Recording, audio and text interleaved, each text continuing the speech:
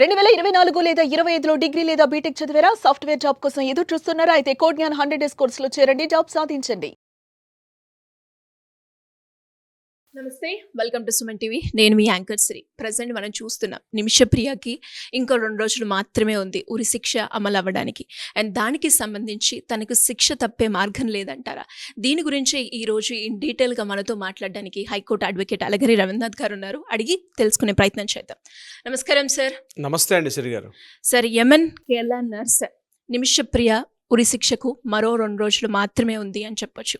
దీంతో నిమిషని ఉరిశిక్షకు దగ్గర చేస్తున్న ప్రతి నిమిషం, ప్రతి గంట తన కుటుంబంలో ఉన్న వారికి ఆవేదనను మరింత పెంచుతుంది అని చెప్పొచ్చు. అండ్ అలాగే మనం చూస్తే తను రక్షించే అందుకు సేవ్ నిమిషప్రియ యాక్షన్ కౌన్సిల్ కూడా బ్లడ్ మనీ ఇస్తాము, మమ్మల్ని క్షమించండి అను తను వేడుకున్నప్పటికీ కూడా ఎలాంటి స్పందన అయితే మనం చూడడం లేదు.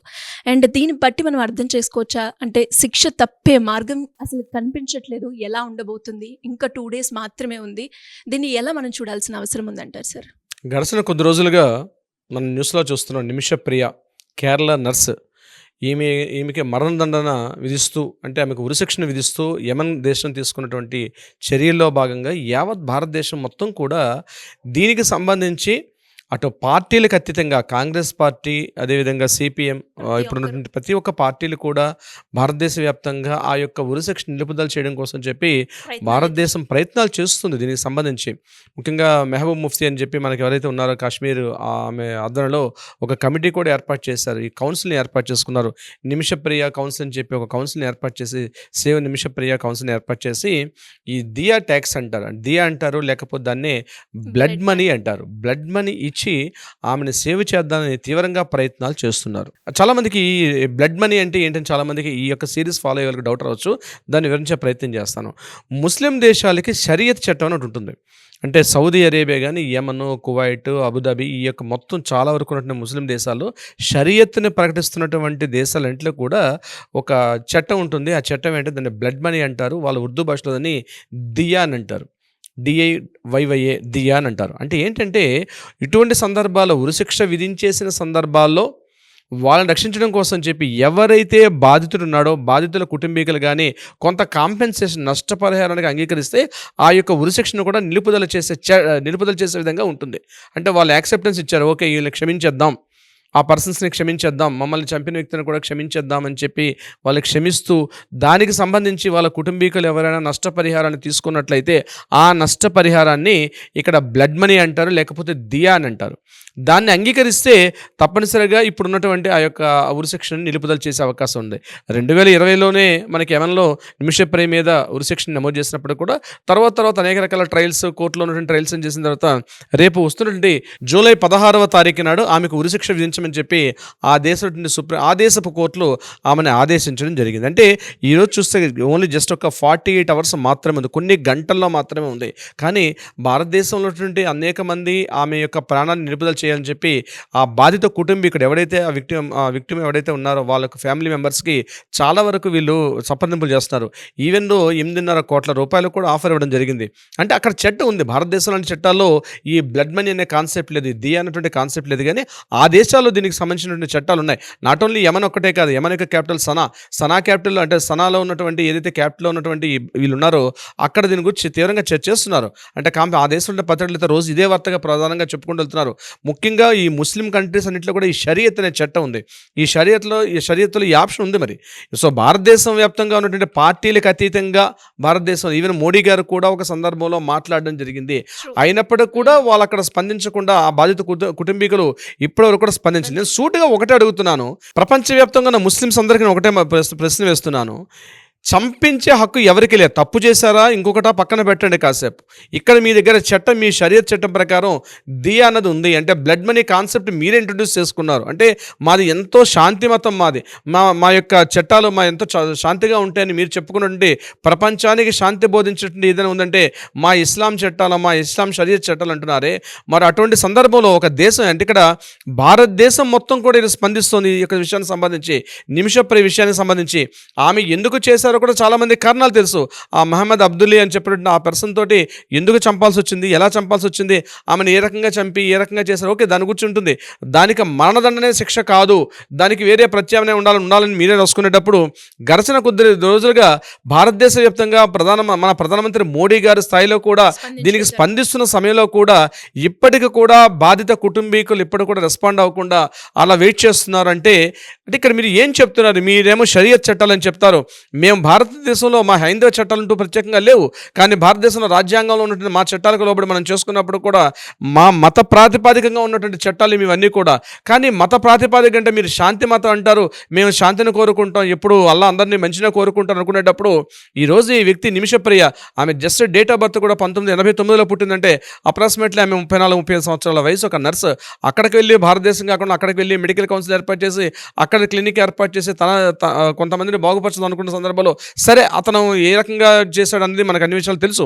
కానీ ఈరోజు దియా ఇస్తా ఉన్నప్పుడు కూడా వాళ్ళు యాక్సెప్టెన్స్ ఇవ్వకుండా మొండిగా కూర్చోవడం అన్నది అది మొత్తం యావత్ ప్రపంచం కూడా పరిశీలిస్తున్నది. ఇక్కడ యావత్ ప్రపంచం కూడా పరిశీలిస్తుంది. అంటే షరియత్ చట్టాలు ఎంత కఠినంగా ఉంటాయి అన్న విషయం మీద ప్రతి ఒక్క వ్యక్తి కూడా దాన్ని పరిశీలిస్తున్నాడు. అంటే భారతదేశంలో ఉన్న ప్రతి ఒక్కరు వ్యక్తి కూడా ఆలోచించుకోవాలి.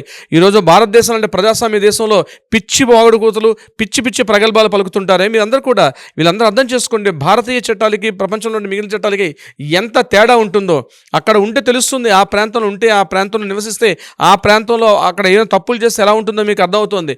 ఇంత దారుణంగా మన దేశంలో చట్టాలు ఉంటాయి, ఇక్కడ కోర్టులు ఉంటాయి, దీని మీద చట్టాలు నడుస్తాయి, దాని ఆర్గ్యుమెంట్స్ అవుతుంటాయి. కానీ చివరిగా ఈవెన్ దో మన విషయం మనం చెప్పుకున్నట్లయితే కలకత్తా కేసు విషయంలో కూడా మనం వీడియోలు చేసాం సిరి గారు.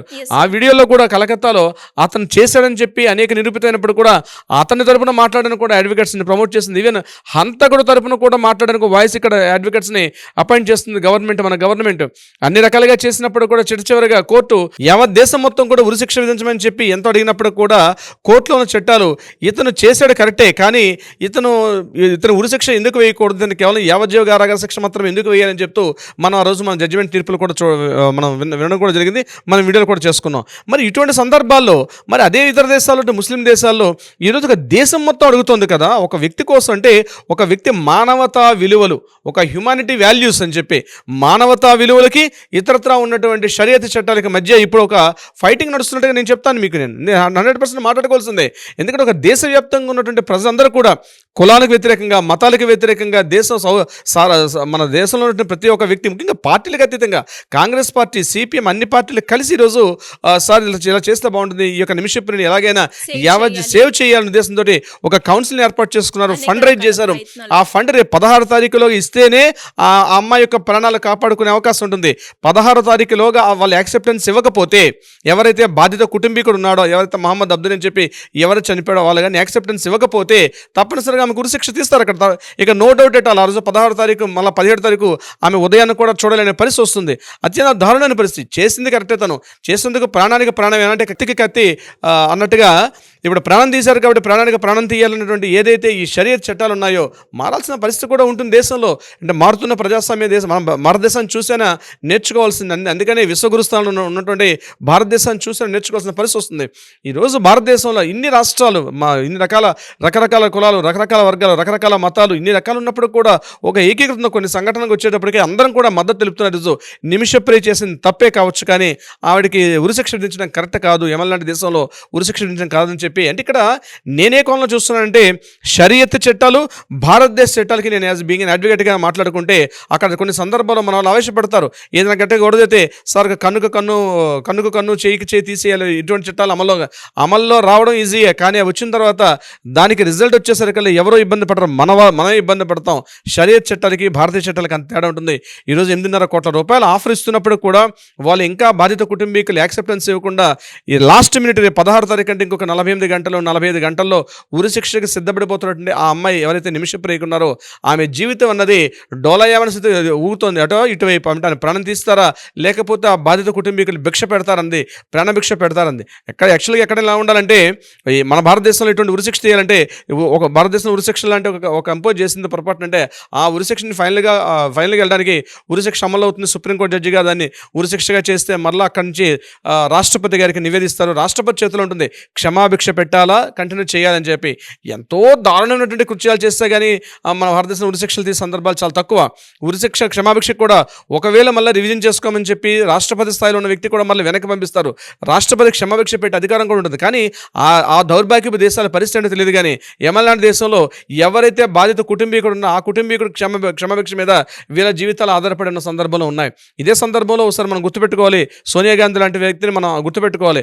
రాజీవ్ గాంధీ మరణం చేసిన తర్వాత ఆ రాజీవ్ గాంధీ మరణంలో ఉన్నటువంటి నళిని వాళ్ళందరినీ కూడా అరెస్ట్ చేసి వాళ్ళు తిహార్ జైల్లో ప్రవేశపెట్టిన తర్వాత ఉరిశిక్ష తీసేయమని చెప్పి సుప్రీంకోర్టు ఇచ్చినప్పుడు సోనియా గాంధీ లాంటి వారు ఏం చేశారంటే, ఆల్రెడీ చనిపోయి నా భర్త చనిపోయి చాలా బాధపడుతున్నాను, ఇన్ని సంవత్సరాల పాటు 14-15 సంవత్సరాల పాటు ఇంకా జైల్లో ఉన్నారు కాబట్టి అంతటి వ్యక్తిని ఈరోజు ఉరిశిక్ష తీయాల్సిన అవసరం లేదని చెప్పి సోనియా గాంధీ లాంటి వ్యక్తి, అక్కడ కాంపెన్సేషన్ కూడా ఏమీ లేదు, కానీ ఆవిడ మన రాహుల్ గాంధీ గారు నేను పార్టీలకు అతీతంగా మాట్లాడుతున్నాను. కొంతమందికి నొచ్చుకున్నప్పుడు కూడా ఇబ్బంది కలిగి ఉన్నప్పుడు కూడా నిజాలుగానే మాట్లాడుకోవాలి మనం.